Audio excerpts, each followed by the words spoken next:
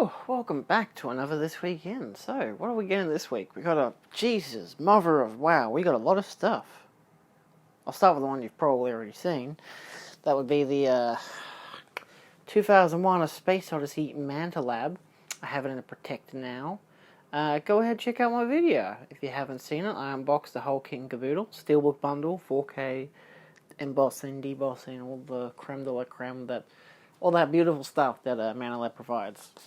In today, literally just came in today. It's a Monday, so hi.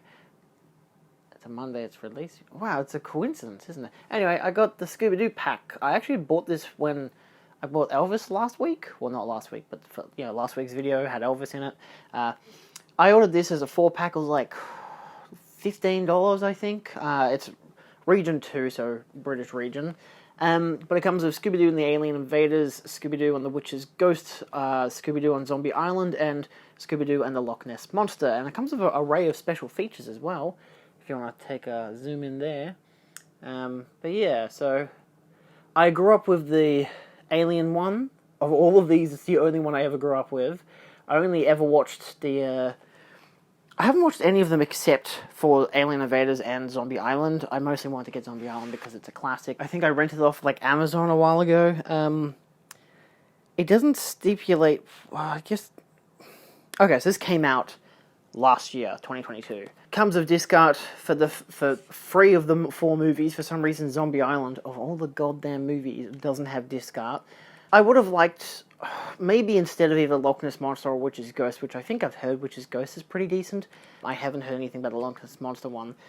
I think it's the Cyber Chase one. I really want to watch that one. I've heard that one's quite good, but I figure it's about bloody time I get Zombie Island on DVD, so I figured I just kind of looked it up, or maybe it popped up on my feed or something on my Amazon, and I was like, sure, why not, you know? I don't know, I love this shit. It's great. No, it's not in... Not because of the recent Scooby-Doo-esque show that has come out. No, it is not because of that.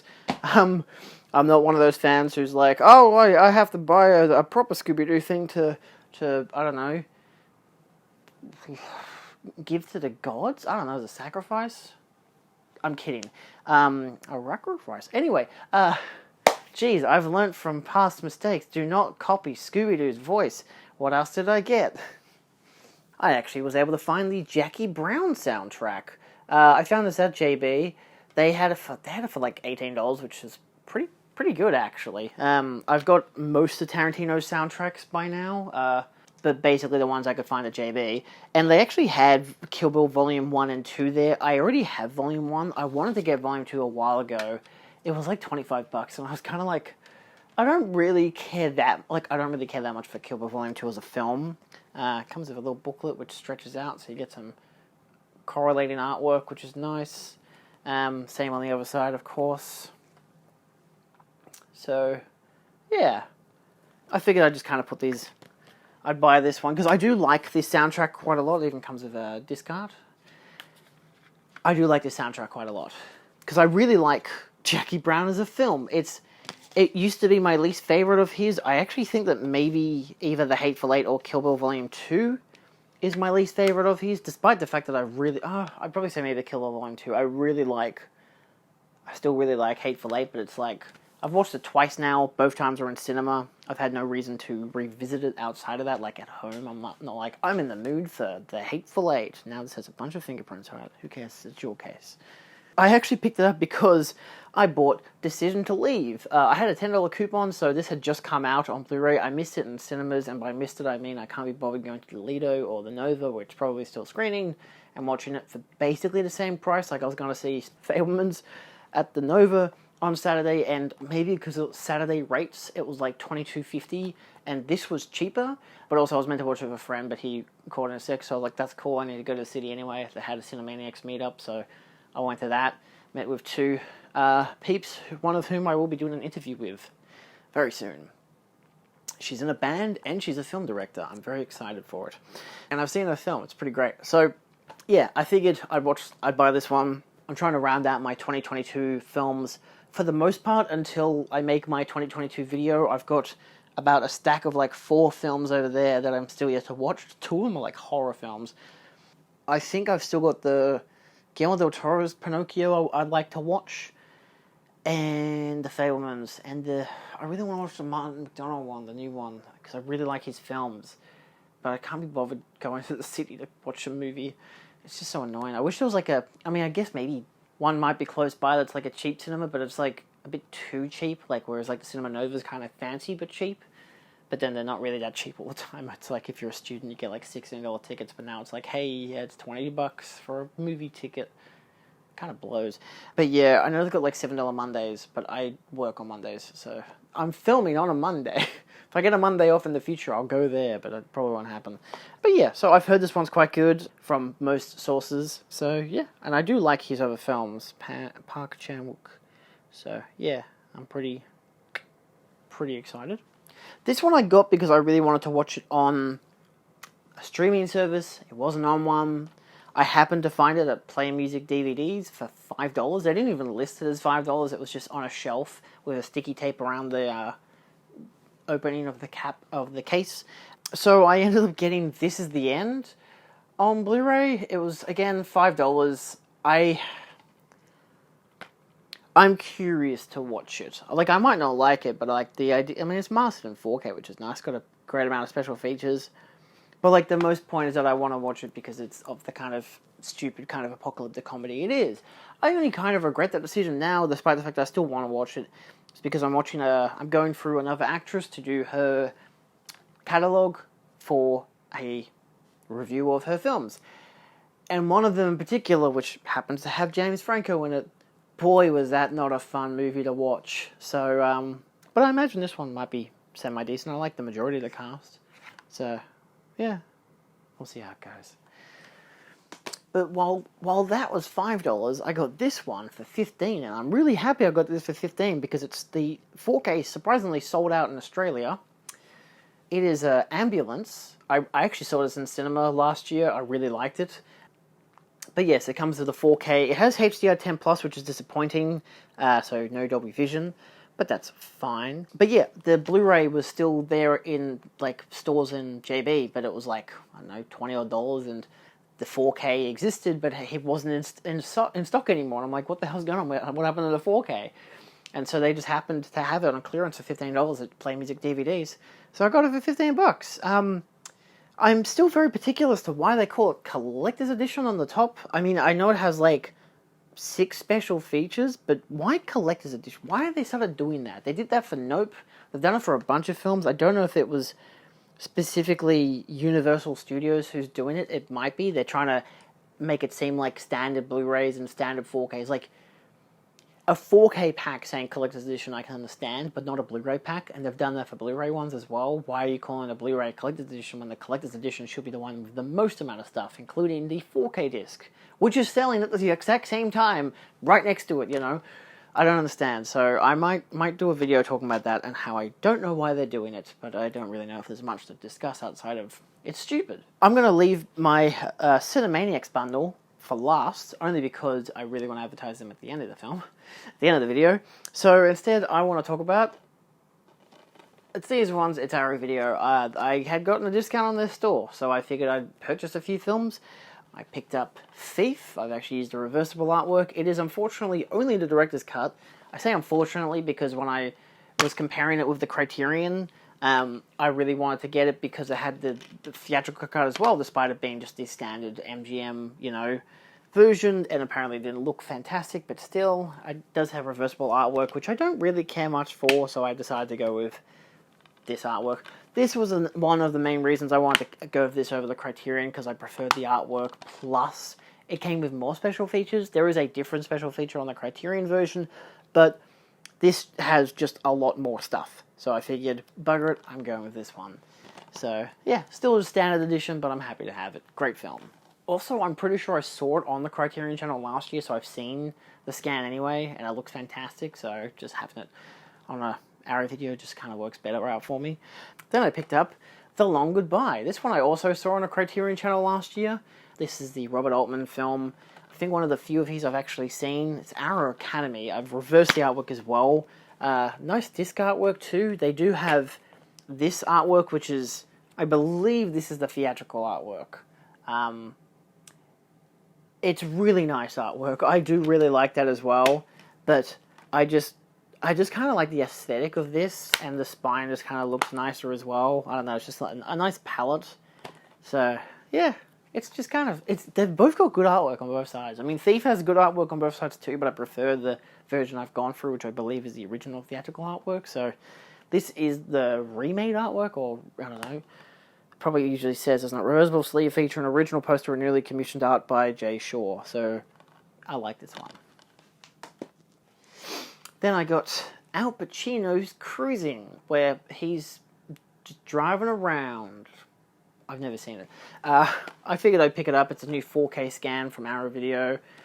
Also has reversible artwork, but there's a kind of not exactly the most interesting artwork. It's just like people sitting on a bench or talking in a bench. I don't know. But I really like the director, so I'm very interested to watch it. And, you know, get more Al Pacino in my life never hurts, unless it's that one film where he does the Dunkin' Donuts. And last for my Arrow bundle, I got Giants and Toys. I don't know, I figured I'd get a goofy Japanese one from the 50s. 58, yeah. I, you know, have been watching a lot of Mad Men. Finished it this year, so I figured I will buy something that's a bit goofy. I don't know, apparently this is similar.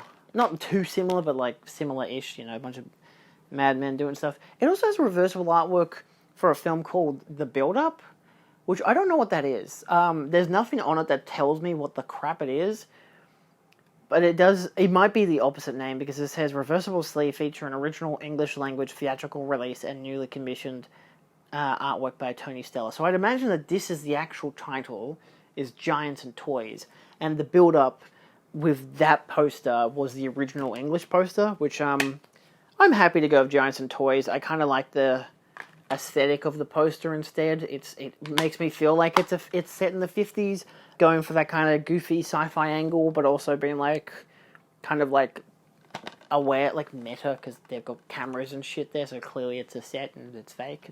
I dig it. And last but not least, I ordered in a bunch of films from the Cinemaniacs. They have a store now. I will hopefully remember to link in the description down below. I only mentioned because I kind of want to give them a shout out, because I know them. They're friends. So I actually just saw them on Saturday night, and Lee was saying to me, because I did an interview with him, Lee Gambin, last year, and he was like, oh, your film should be coming in soon, because it's him and Ash work on it. And yeah, so I actually had mentioned that they had come in, because they'd come in, like, I think the Thursday before, just last Thursday. So, yeah, I had ordered a different film to the one I'm about to show. I'd ordered the Kolchak the Night Stalker, but they didn't have it in stock, so for the same price I ended up getting Desperately Seeking Susan. These are all KINO Lorber releases. I'm aware that this doesn't have the best looking transfer ever, but I kind of needed a different film that, you know, was in the same price range, and it suited. I'm like, I don't want to spend any extra. I don't want them to have to refund me, because I don't want that to be a whole fucking thing.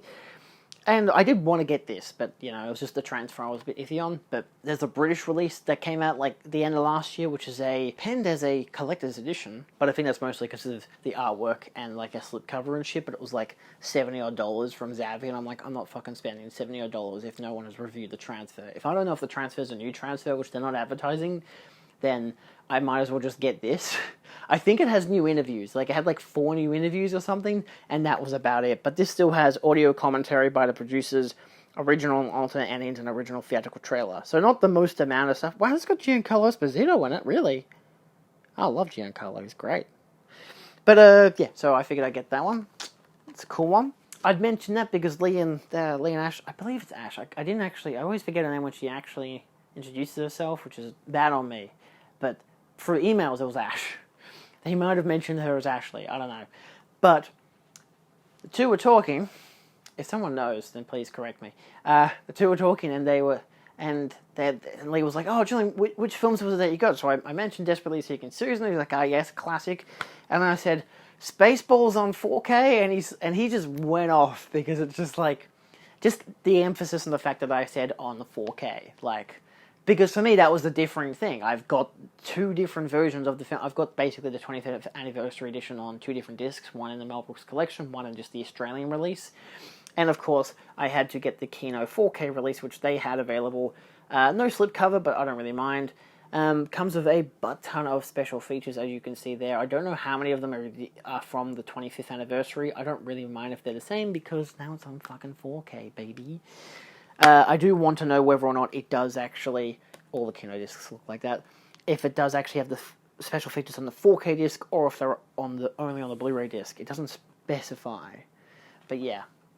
It does have alternate artwork, as you can see there, with them on their in their RV, but I've chosen to go with the main theatrical artwork.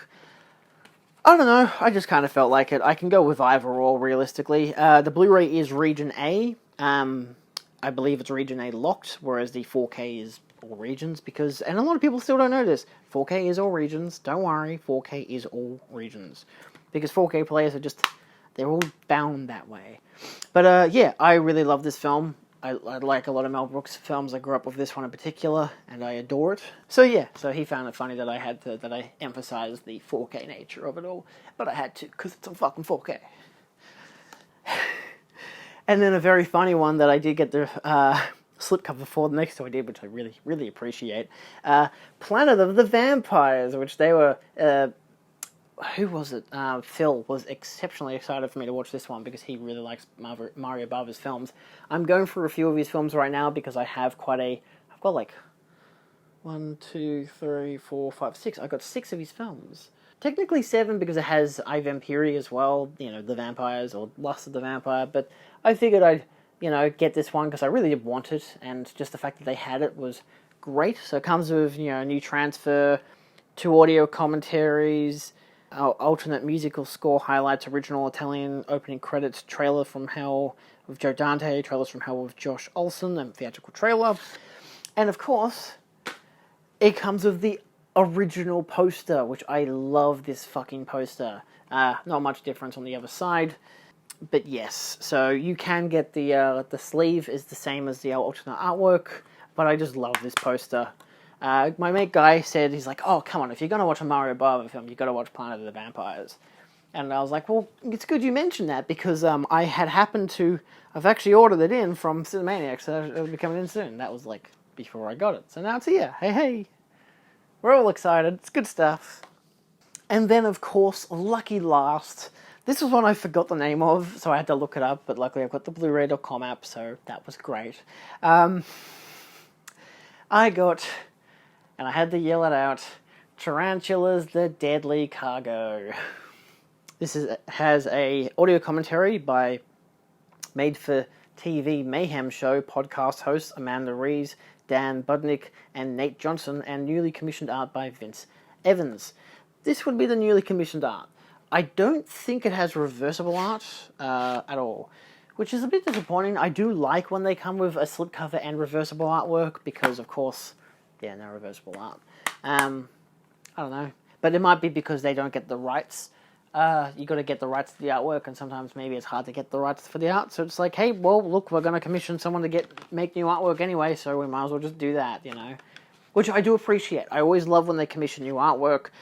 I just like having the alternate as well, especially if it's a slip. I want to take the slip off and have, from like the newly commissioned artwork, to have the original theatrical poster or whatever, so... that's always fun for me. I do that with a lot of the Arrow video sets. Say if they're Dario Argento's, for example, I like to reverse the artwork, because usually the new artwork is on the box, so I can just take out the 4K or the Blu-ray, and oh look, the case has different artwork. So yeah, these came in all in good condition. They came in with this as well. It's a little folder because it's kind of been sitting there. A little sticker for the Howling. Not the best looking sticker in the world, but I'm appreciative nonetheless. I thanked I thanked them for giving me the sticker.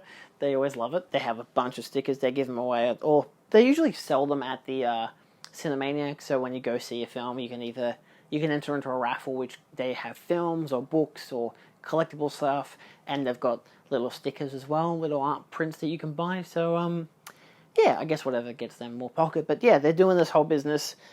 If you're in Australia, go ahead and check them out. If you're a stickler for price, they do have Afterpay. But this isn't a promotion. They're not paying me at all. My only criticism would be that some of their prices can be found cheaper elsewhere, and by elsewhere, of course, I argue with Amazon, which I did look at for comparison with a lot of these prices, and like one of these films was like $15 cheaper than it was from Amazon. Most of them were the exact same price, or like a few dollars difference, and usually if it's that kind of a range, I'll just pick them up from a local supplier. So in this case, Cinemaniacs, I did the same thing last year when I got a bunch of the Child's Play 4Ks and some other films. I was able to, I had the Child's Play 4Ks on my wish list from Amazon. They were like just over $50 or just like $49 or whatever, and these guys were selling them $50 a piece, and I'm like, well, I'm already here, they've got their sleeves, I might as well just buy them now because it's only $1. I'm, spending extra or like 50 cents more or some shit. So the fact that they're already that expensive is ridiculous, but still, I'm happy to buy it. I'm happy to pay Afterpay. So yeah, yeah, it's pretty cool. You can also request them to get films for you, but I'm usually a stickler for getting shit now. So I've only requested Godspell,